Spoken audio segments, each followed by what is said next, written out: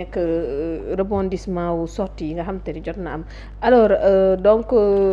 ñu wax ci li nga xamante ni leneen loo xam ne mën nañ ci yaatal bu baax mooy mbiru local yi. ndax en tout cas saisine yi bëri na Cour suprême démb benn décision génn na naam beneen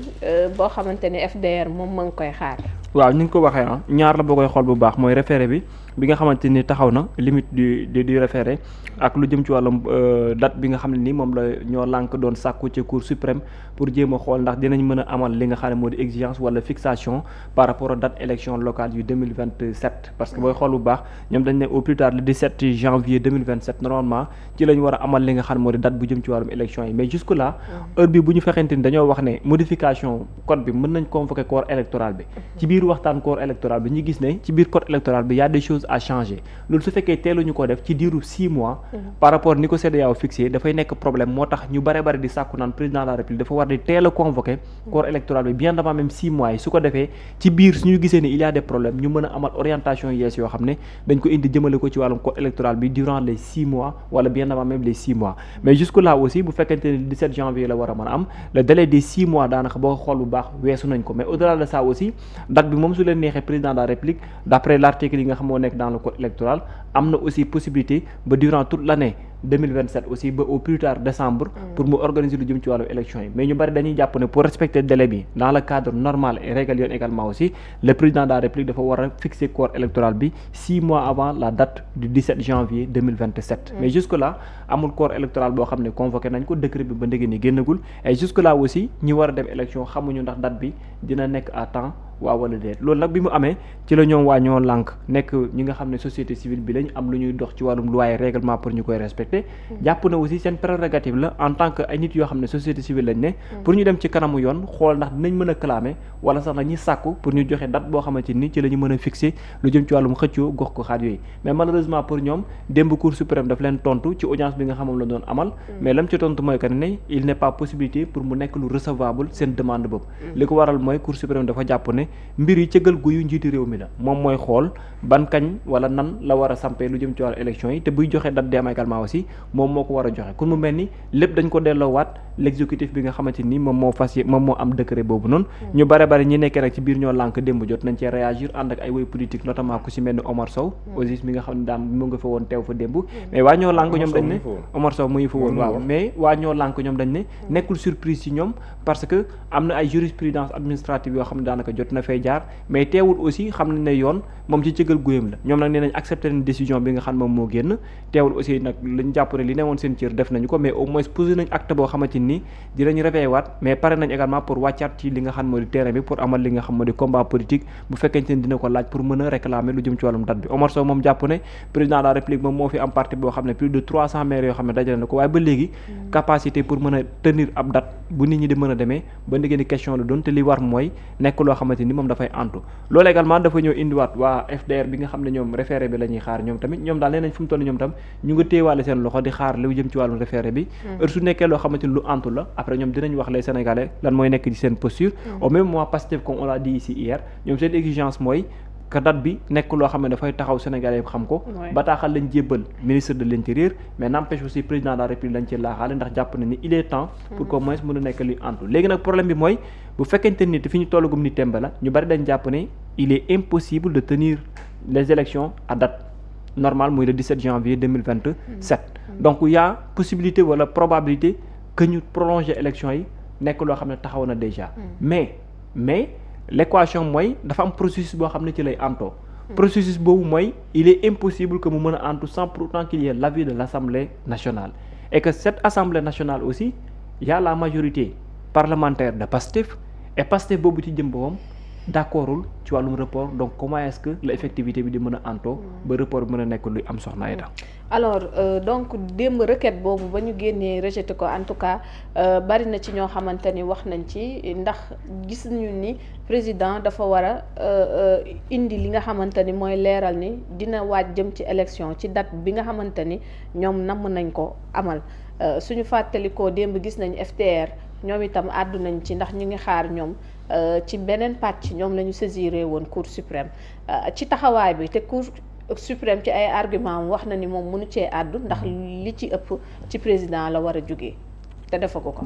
waaw xam nga d'abord foog ñu déggante. parce que loi bi waxul de manière claire expressément que jour bi ñu defoon élection yi. bu jour boobu delluwaatee 5 ans après si leen war a organiser waatee élection la loi ne le dit pas de manière expresse comme ça.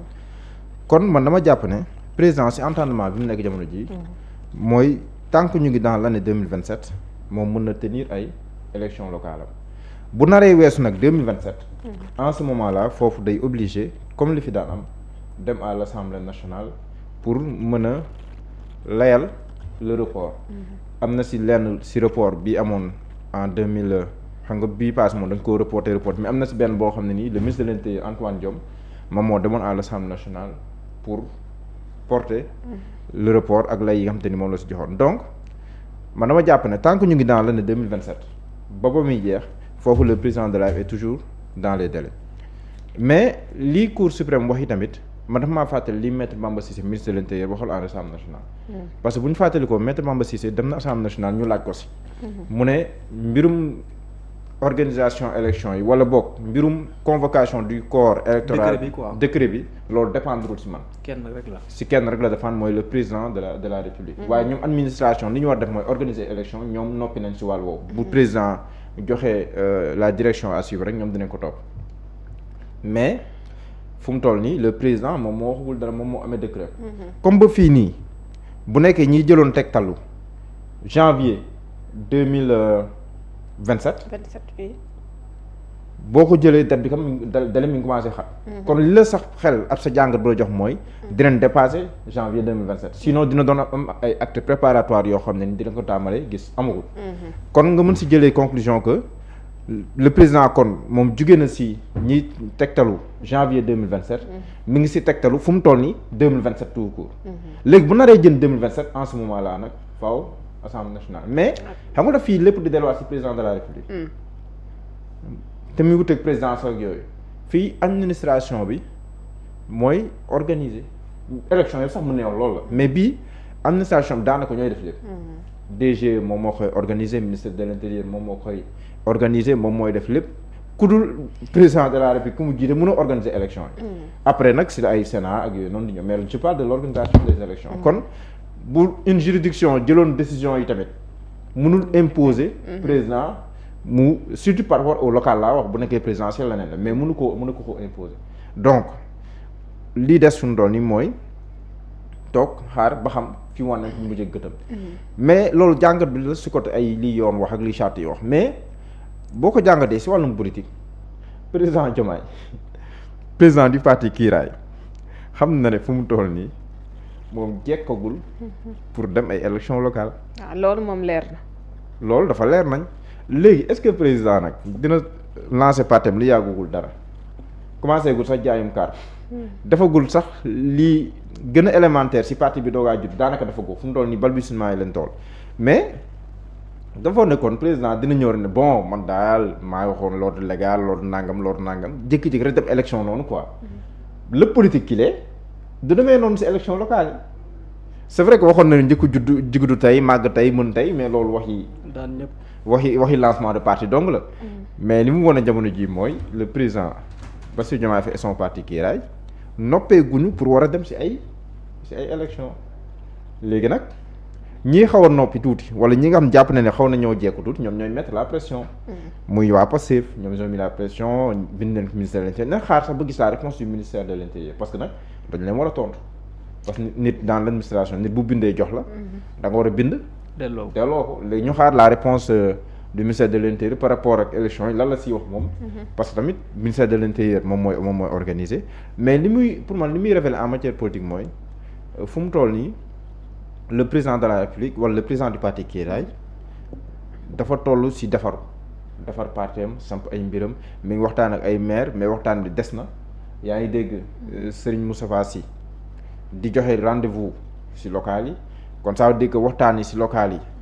ba léegi nii noppeegul am na ñu si noppeegum am na ñoo xam noppeegul donc loolu noonu yëpp jàpp naa ne balaa président di enclencher processus dina am au moins lu mu xaw a jàppandi pour mën a àgg si loolu te dafay gën a compliqué bu nekkee ne daf ko nar a couplé ak ay législatives loolu sax idée boobu de moins en moins maa ngi koy dégg léegi mais dafa nar a gën a compliqué bu nekkee daf ko nar a couplé ak moom. man jàpp naa ne local yi le président dina amal njëriñ président de la République parce que dina ko mën a permettre mu natt dëggantaan moom son parti lu mu peese parce que nee na am na plus de 300 partis. 300 maires. 300 maires astafurlah. mi ngi wax ne am na plus de 300 maires mais ñooñu il faut ñu natt leen ba xam ndax li ñu téye woon ñu ngi ko téye ba tey. donc loolu dina ko permettre mu mën a natt xam fa la tollu dëggantaan. mais boo xam ne day couplé ak législative moom risque bi dafay gën a bëri d'autant plus que ki ngay jàkkaarloo miin na dem moom kese donc pour dire que fu mu toll nii man président Diomaye ni ma ko jàngatee daal mooy fiet xawuta maanaam li gën a néew daal bu ko defagul. si parti am bii waxtaan ak ñi mu war a waxtaanal ñi mu war a dem alliance si kiiraay ak yooyu fiet loolu daal amagu si loo xam ne ni daal xaw naa dalandi xelam. parce que aussi politique moom munoon na faaw ma xaar ba sama xel dal carrément mu soog a def élection. parce que dafa am nag jàll opposition bu fi nekk boo xamante ni dafa war a organiser wu. ndax boo xoolee ci argument yi nga xamante ni fësal nañ ko. Pastef moom li ko gën a préoccupé mooy 150 jours yi nga xamante ni moo war a dox digganteeg tey caution bi li ñu war a préparer. xam montant yi loolu boo ko tënkee ak li des tey jii délai ba weesu na ko. tey jii loolu tamit bokk na ci élément yoo xam buñ ko sukkandikoo est-ce que tamit waruñu jàpp ni kon date boobu boo moytu nañ ko passé naam bu ñu nee 30 jours yi nga xamante ni wax nañ ni moo war a dox ci diggante bi ak maire yi seen mandat buy jeex pour ñu jëm ci élection yooyu noonu élément yooyu tam bu amee ndax président de la république tam warul mën a génn am lu mu xamal ñi nga xamante ni moom mooy ñi mu war a sekkal élection bi war a bañ a tënku moom ci ay dati boppam ndax dafa am propre parti. waaw pour la clarté du jeu démocratique looloo doon gën le ministre de l'Intérieur par exemple bu génnoon wax ne que président nee na par exemple élection locale yi du génn 2027. loolu au moins dina tax ñëpp ñu bëri mën a nekk sur le même pied mën a dem waajal seen bopp effectivement mais boo xool reproche boobu noonu bi ngay wax nii à peu près moom la opposition bi defoon au président Diomaye et au premier ministre Ousmane Sonko à l'époque. en 2024 en 2024 si wàllu. dañoo bàyyi ba jekku doo ko organiser doo ko kii donc pour dire que le président de la République ba pare xam nga président Diomaye il faut ñu koy analyser si tolluwaay moom si wàllum politique xam nga lii ñoom président Macky Sall doon def sax ak ñoom président Abdoulaye doon def sax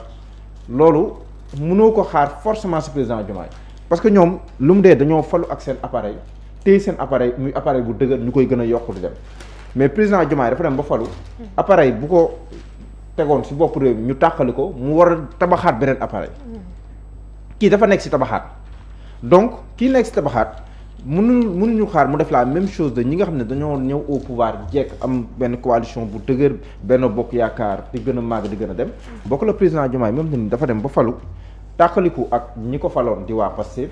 ak ñenn si waa Diomaye président ba pare jëlaat si lii des si Diomaye président ba si tabax parti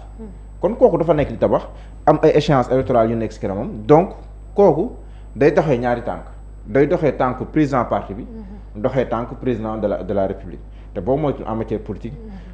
lépp lu président de la république def boo moytu dina sóoraale parti bi si wàllum politique parce que tamit il n'a pas créé un parti pour di dugg si loo xam ne nii day risqué lool si moom mais dafay am ay limites aussi comme li nga wax dafa am ay limites parce que loo dàq fa élection am te temps bi ngay jël pour jekk tamit ñeneen ñi tooguñu di seeraan léegi nag man leen si opposition man gis naa waa Pastef di mettre la pression parce que jàpp nañ ni ñoo xaw a gën a jekk mais am na si leen si opposition man gis moo fi ñu teg pression de waxuñu de man ay Omar Sow laa fi gis ak son mouvement bi nga xam te ni lancé na ko lu yàggul mais sinon par exemple bëri na ay opposants yoo xam ne nii même l'APR pression bi doon xaar dëggantaan si APR man gisuma ko le PDS gisuma ñuy teg pression nel FDR tout court rek waaw ñoom dafa mel ni dañuy kii ni même société civile gisuma ñuy kii naan élection il un combat voilé quoi voilà c'est ça gars yi dafa mel ni sawaruñu si dem élection yi parce que nag élection yi nar a ñëw nii dafay laaj lu bëree bëri loo xam ne ni est-ce que boo génnee Pastef ak quelques partis yi nekk si opposition est-ce que ñu bëri pare nañ pour dem daa mel ni ñu bëri pare wuñu pour dem fu mu toll nii problème bu ñu reporté woon mun na am sax dinañ tëju seen biir nekk fecc moo tax gisoo ni yenn pression même Khalifa Sall ak taxaw dégguma leen trop ñu naan élection na am wala nangam peut-être nag danoo jàpp ne que le président est encore dans les délais te loolu ñu bëri na aussi ñu ko jàpp naan loola mais pour man daal fu mu toll nii problème mu jekk la ak jekku FDR moom nee na saisiroon na Cour suprême mais ci beneen pàcc. defe naa mu juumul article 80 bi la ñu wax. su ma juumul ci code bi ñoom foofu la ñu saisiré woon Cour suprême bay xaar. nee nañu bokkut ak démb bi ñu réponse bi ñu jox waa non lank mais est-ce que risque bi même chose mënta am ndax fileeg décret bi génnul même ministère de l'intérieur tamit dina am jafe-jafe ngir wax lu leer. waaw loolu tamit mais même Sénat ndax lépp ci président lay delluwaat wax nga dëgg tamit de loolu beneen problème la xanaa ñu taxawee taxawaay bi Maître Bamba Cissé taxawee woon rek. président de la République siy dégg. lu mu wax ju mën cee dem parce que tout revient au président de la République loolu c'est vrai loolu moom c'est vrai. oui ñun ñi yëpp dañuy kii ne même juste sa boo fa demee loolu lay waxaat. président daal si benn dong daal si élection yi benn daal lañ ko si tënk boo xam ne ni mënu si dara. daanaka muy présidentiel. oui boobu moom buñ si àggee amul maa ngi si at mi amul si buñ si àggee bu juróomi at yi motee moom. boobu moom bu ko weddi laajee président Macky Sall présidentiel moom. waaw parce que loolu mbirum askan bee ko jël mais yeneen yi bon mën nga am ay jéeg yooyu mais bon tey war nañ dalal. le ministre Moussa Balla Fofana incha allah à partir de 20h. incha allah peut-être que moom tamit en tant que ministre des collectivités territoriales peut-être que dinañ indi réponse par rapport à ça. waaw peut-être que tey dinañ indi réponse par rapport à ça en tout cas ñu ngi koy xaar à 20h incha allah. alors Babacar yow nga gis tekkaaral bi am ci lii am yépp kenn xamul président dina dem ak du dem nga jàpp ne ndax loolu yoon la ci flou bi nga xamante ne am na autour de l'organisation des élections locales.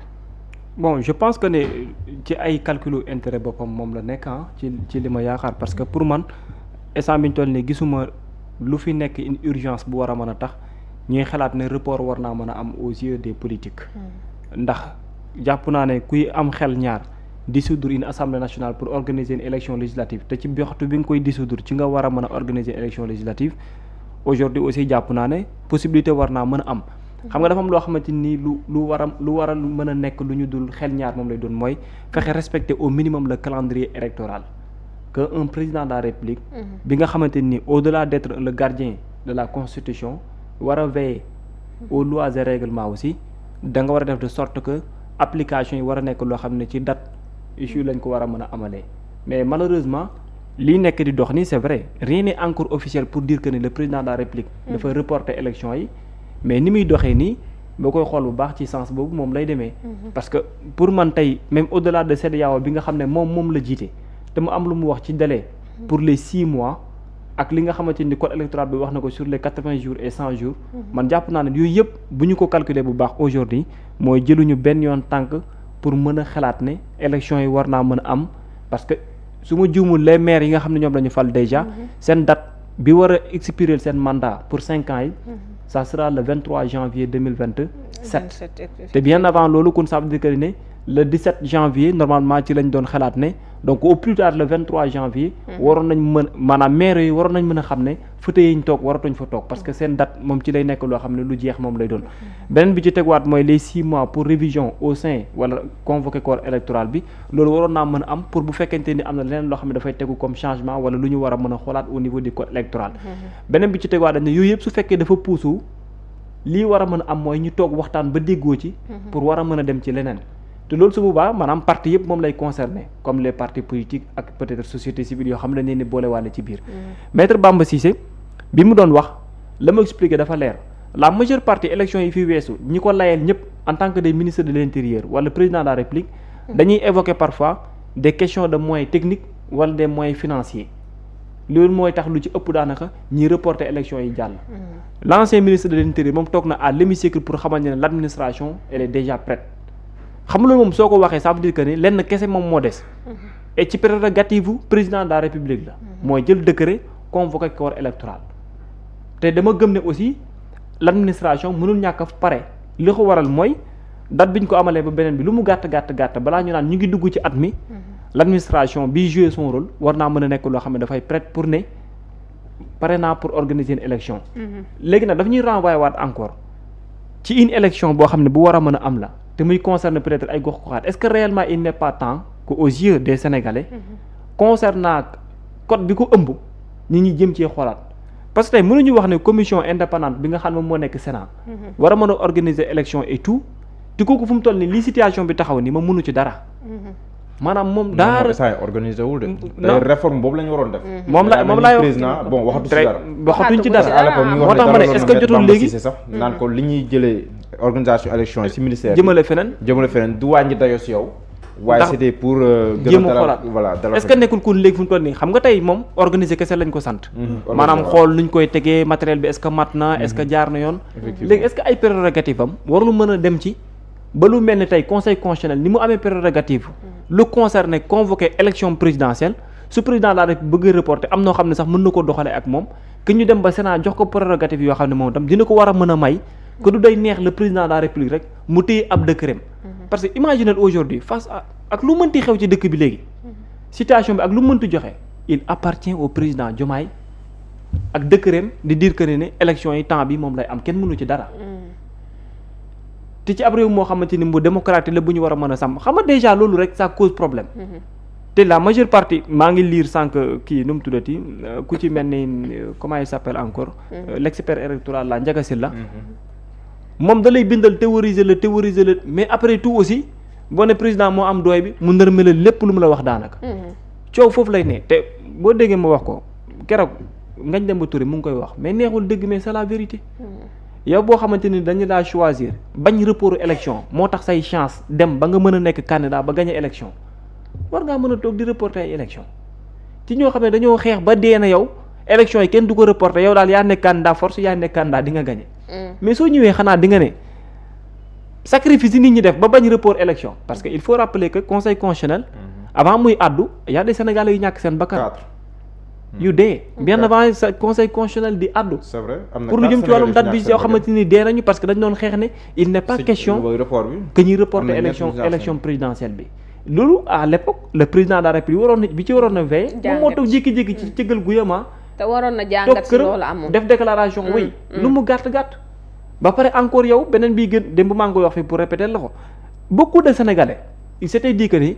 il n'est pas que parce que Macky a une fois reporté encore reporté que ñeneen reporté nañ ba ñu naan élection bu ñu reporté wul local sax ba moytul benn yoon la mos a am mooy 2014 2019 ou je sais pas nit ñi ne yow pour différencier 2009 2014 oui yow pour différencier la ak nit ñooñu ñëpp ñun on veut ce que l'on appelle benn changement systémique mooy lu ñu ne ñi daan pratiquer yooyu ñun on n'en veut plus yow tu arrives maintenant nous ce que l'on veut boo nekkoon le conseil politique du président oui son conseil politique non dinaa ñëw ci aspect politique est-ce que diñ ko digal non dinaa ñëw ci aspect président non Mouhamed si contexte bii nii waaw est-ce que diñ ko digal ne ko janvier dama local mais yow Mouhamed waaw da ko koy digal Diomaye am lay Diomaye résultat bu mënti am parti politique am na lay xam nga moo tax loolu kiraay bi mu juddoo yàggul de mais pour être un très bon républicain même si je sais personnellement que mon parti politique n'est pas encore prêt mais je suis obligé d'organiser une élection waaye nag lii am nuyoo la nañ bàyyi ba 2029 ñu xool. Bon, je le concède. Oui, il est un président de la République il doit être au-dessus c'est-à-dire au-dessus de la mêlée. yow di nga créer parti naan waaw dégg ma wax la léegi xam nga loolu problème fi muy nekk mooy quand tu te dis je suis le président de tous les Sénégalais ba ñu lay wax ay waxu justice nga ne déedéet warum jàmm daal moo la yitteel yow parce que yow tu es le président de tous les Sénégalais ñi la fal bokk ci sa parti politique ñi la falul yëpp loolu yëpp évoqué nañ ko fi avec des théories yoo xam ne kenn xamul lu muy nirool yow nga ñëwaat ci àllikala joo xamante ni ça concerne tous les Sénégalais te loolu la loi yi règlement yi jox nga bëgg ko tegee fële pour des calculs politiques et c'est lui-même qui nous avait dit au lendemain bi ñu defee waxtaan bi pour ne dañuy changer wàllum justice lu ci bare bari bi mu toogee lan la wax man fi ma toog nii xam naa ne pexe du moo ma fi teg te doo xam naa ne ay pexe ay nangam ak nangam pour dire que ne moom il sera sur tout sauf des combines wala des magouilles wala quoi que ce soit mais tey jii nii li ngay wax nii tamit mooy li taxaw rek est-ce que lii yëpp li ko waral du mooy des calculs politiques d'autant plus tey créé nga un parti politique mais ñun ñëpp xam nañ ne ci yaqin ne le parti politique du président de la République amagul tous les moyens yu ko mën a permettre que non seulement mu def c'est-à-dire classement bi war wala identifier les profils qu'il lui faut ci certaines zones yi pour mën a organiser une élection parce que parti politique bi massification gi mu laaj nekk gu fa structuration gi mu laaj également aussi nekk gu fa mais après tout aussi c'est votre parti politique même ñi nekk les responsables de son parti pour que ñoom ñu mën a harmoniser seeni approche seeni méthode seeni discours sax loolu jafe-jafe la fu mu toll da ngay xool par exemple nga xool Yankhoba Diémé liggéey bi muy def Ziguinchor ni muy kiiwee moom mu ngay massifier mais nga gis mbooloo l'approche Yankhoba Diémé nga comparé ko ak l'approche keneen beneen leader si biir kiiraay da ngay gis le fossé quoi da ngay gis ne que te ñu ñëw si ñoom ñoo nekk sur le terrain. fan la nekk sur le terrain Yankoba Diémé en Casamance et à Touba. te Touba le plus gros problème du parti Kiraay xam nga mooy la. entente nekkagul sax xeex at waa Pastef de loolu deuxième étape bi. entente ñoom seen biir. problème parce pour que dégg. yow déjà yow amagoo doole foofu noonu amagoo doole mais yaa ngi. ba pare as néew bu ñu ci am ñoom mais yaa ngi xeex seen xëcc biir. mais yaa ngi am na kenn ku ma gis de ku fa ne xaw ma di. non moo tax xam après ñoom Cheikh Thioro Mbacké ni lañuy taxawee di seetaan. waaw pour bu ngeen paree ngeen wax ñu. donc loolu problème la mooy li ngay wax nii maanaam le minimum li parti soxla mooy ñëpp bokk entente bokk gis yooyu mais bu nekkee day judd rek nga gis ay clans yi biir ñi di kii seen biir ku nekk bëggoon ne fii man maa fi kii ça va être fi mu njëkkee daanaka mooy ci biir JPR la. waaw fa la njëkkee c'est ça. parce que fa la njëkkee communiqué mooy kenn du jël suñ place. oui kenn du wax ci suñ c'est place vrai. kenn du wax ci suñ tur kenn du def ci c'est suñ oui. nangam. léegi boo xoolee bu baax ñu bari waa JPS ñoo jógee Pastef waay ñëw si ñoom bëgg na bëgg a jël seen place ak yooyu di C'est gens vrai. mais bon loolu yëpp après c'est votre parti politique. maanaam c'est votre parti politique mais le Sénégal a quelque chose le Sénégal lan la am mooy dafa am ay loi am ay règlement am code électoral am ab constitution ñu ne la yow après sa wàllum politique téye ko ne la yàgg sa waar kër gérer leen ko et tout mais ñun notre pays notre nation a des lois et des règlements am code électoral et tout respecte-nous c'est-à-dire ces lois là ak règlement parce que bañ lay fal tamit di la samp loolu moo tax nit ñi di la wax donc tu dois tout faire pour au moins yow parti politique bu président de la République massifié woo ki structuré woo la lu mën a changer ci quotidien sénégalais yi dara mënu ci changer dara di da ci yokk wala leneen la bariwul lu mu ci war a mën changer mais le minimum aussi mooy que ne ñii ne fii di convoqué dem ay cour suprême mu war a àddu ci nangam xëy demaat ministère de l'intérieur entre boo ko respecté kenn du ci am benn problème donc pour man le minimum c'est de respecter sans pour autant que ñu bañ a déranger wala ñu perturber calendrier électoral bi pour que sénégalais yëpp xam ne wax dëgg yàlla kii moom bañ ko fale ak loo ko mën a waxal tamit mosu fee nekk di jéem a chercher nan lay jalgatee yoon mais booy poser acte yi moo tax quand nga vois yenn journaux yi na la ne Diomaye dans le système da nga koo mën a weddi daanaka faille dans le système. waaw faille dans le mooy par exemple ni ñenn ñi doon jaar ak la ñu doon def rek presque ñoom aussi loolu la foofu la ñuy jaar loolu la ñuy def vous utilisez les mêmes moyens pour arriver à de telles fins les mêmes fins également aussi après fan lay indiwaat mooy une même appréciation ci peuple sénégalais bi te man jàpp naa ne moom waroon naa mën a dédouaner boppam ci lu mel noonu parce que c'est la manière dont il est arrivé au pouvoir et de la manière dont on a voulu reporter les élections et combien de fois les Sénégalais ont voulu dire net loolu rek doyoon na pour que moom ci jëmbawam mu jàngee ci ne non man ci ferai tout sauf reporter une élection wala des élections te loolu moom tamit mais xam nga pour man le problème déjà mooy que le président communique sur la question. waaw beneen bi mooy tamit éclairer la lanterne des Sénégalais pour xamale leen même boo koy def sax te ñoo xam ne teguloo ko ci yoon aussi nga mën leen wax lu tax lu ñuy xam il faut mu communiquer sur la question ñoo xam quelle est sa position moom parce que ba fii nii on peut pas parler de report amagul oui waxaguñu parce que déggoogun sax si kañ la élection war a am si yoon déggoogun il faut ñu déggoo si loolu ba pare soo gaa xam ndax dépassé nañ ko wala dépassé mais yaa ngi commencé jalgati kii non délai yi non dégguma jalgati amagul parce que xam nga tax jalgati amagul jalgati amagum na di non parce que yow yaa jàpp ne janvier nga war a am élection non loolu yoon tamit non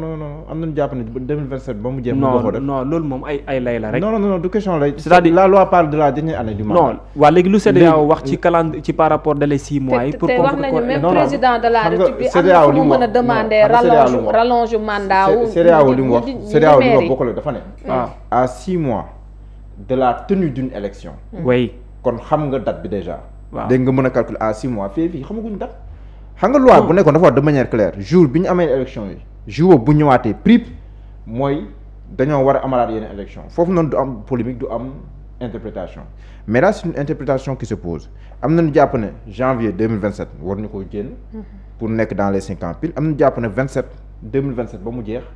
c'est une question d'interprétation mën na se tenir ay élection mais il faudrait ñu xam quelle est la position du président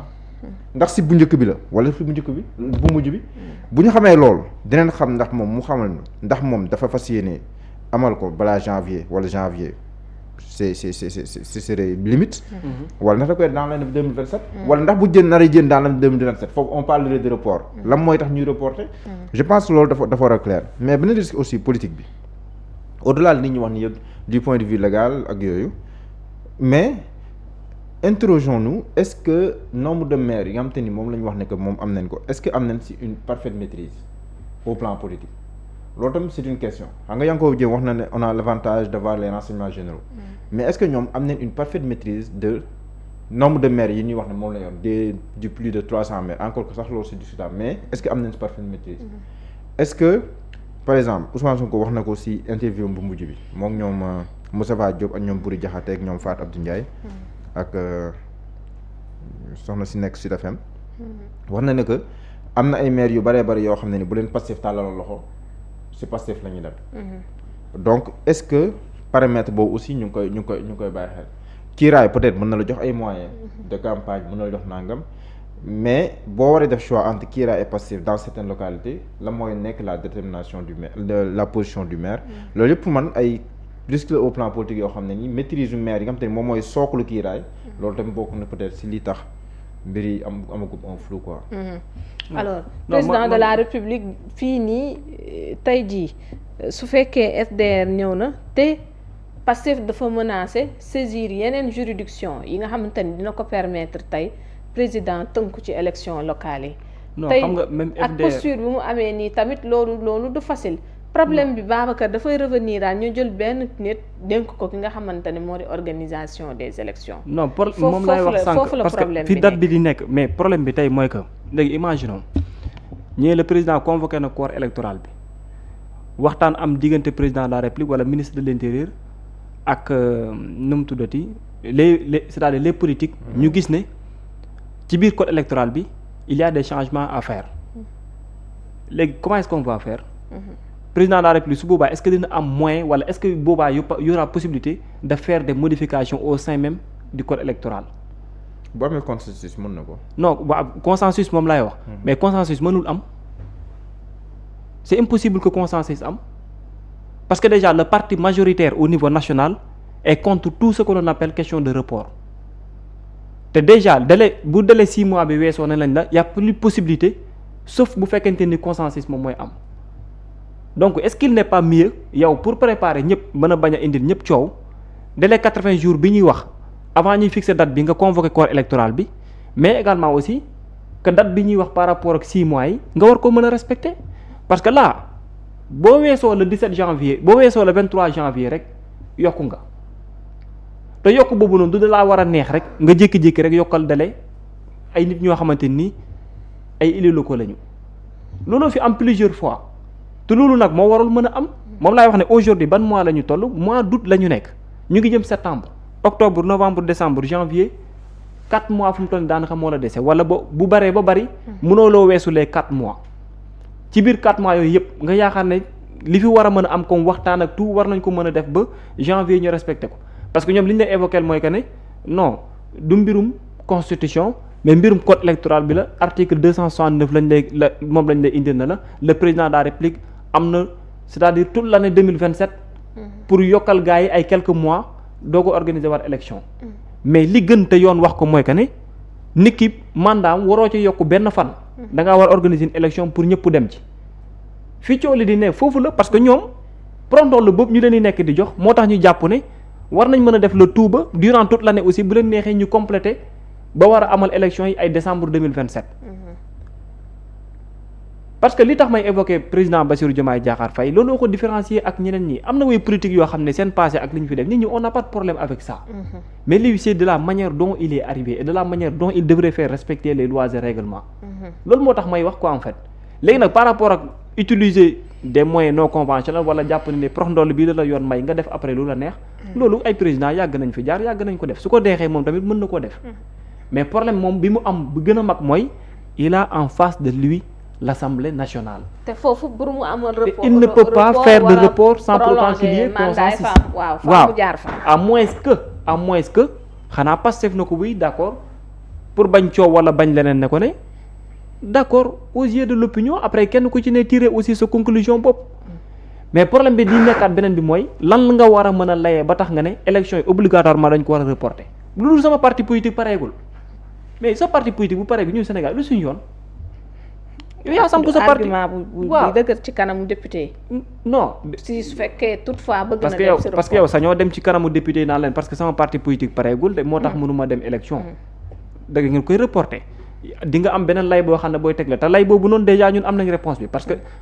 peut-être que kon Bamba Cissé ak Matar Cissé am différence Matar Cissé mën na ñëw indi joxe beneen argument ne sama administration aussi pareegul. te ñoom seen jëm bopp xamoon nañu carrément que l'administration elle est déjà prête te man mënuma imaginer que l'administration ne peut pas être prête d'autant plus loo xamante ni 5 ans ba 5 ans ci la war a mën am yéen ñi koy organiser lu mu gàtt gàtt balaa ñu yegg ci année bi sax war ngeen mën a am les moyens wala disposer tout ce qu'il faut de sorte que ñu mën a dem ci wàllum élection wala xanaa nga ne ñu dëkk bi amul xaalis mënumaa dem élection te ku décembre su boobaa ñemewoo dissoudre parce que soo ko defee même moment bi ngay dissoudre ci nga war a joxe waat date pour organiser une élection te y a un expert qui me dit très souvent que ne arrêtez de théoriser couplage élection locale et législative parce que c'est pas possible nee na ma mënul nekk nee na ma jarul bu leen toog sax di ko jéem a théoriser parce que c'est pas possible ndax la manière dont bi ñuy falee ay député ak la manière dont bi ñuy falee ay maire boo ko bëggee boole ci une élection comment est-ce que ngay def on nous avait parlé de possibilité xaw ma demande l'avis du conseil constitutionnel mais pour man le président de la république moom ci jëmbawam moo waroon a wane l'exemple vu la manière dont il est arrivé et vu la manière dont des gens ont lutté pour que moom mu arrivé au pouvoir ba mën a am prérogative yu mel noonu mais li nga wax également aussi coow la le fait que tey lépp daanaka tegu ci ay loxom prérogative boppam kott la moom rek moo am moyen pour mën koo def keneen sañu ci mënu ci te loolu nag lu ko yoon may la aussi te tant que yoon boobu noonu modifié wuñ ko personne ne peut absolument rien faire moo arrivé ñoo lànk démb ils ne peuvent rien faire d'autre que dire oui on est d'accord maintenant nangam ak nangam et toutes ces choses là aussi il faut comprendre ce sont des pressions yoo xam ne ni organisation politique yi organisation société civile yi dinañ ko amal lépp rek pour wax ak le président de la sorte que mu respecter délai bi te foofu nag waroon nañ faa mën a bañ a yegg si par contre yaa ngi na FDR moom fu mu toll ni seen taxawaay dafay mel ni moom ak bu président bi sorewul ñoom dañuy wane ne ñun rôle républicain bi moom la ñuy jouer mais lépp ci ñàkk pare gi la foofu nag maa ngi lire yi gars yi ñu ngi wax que naan xaw ma dañuy xaar xaw ma référé xaw ma duñu xaar xaw ma référé mais parce que pare woo te boo parewul aussi mënuloo am possibilité pour mën a dem ci une élection foofu la coow di ne arrangé wu ma daal du fi amee malheureusement waaye donc foofu lañ ci yem ci li nga xamante ni moom mooy élection locale yi nga xamante ni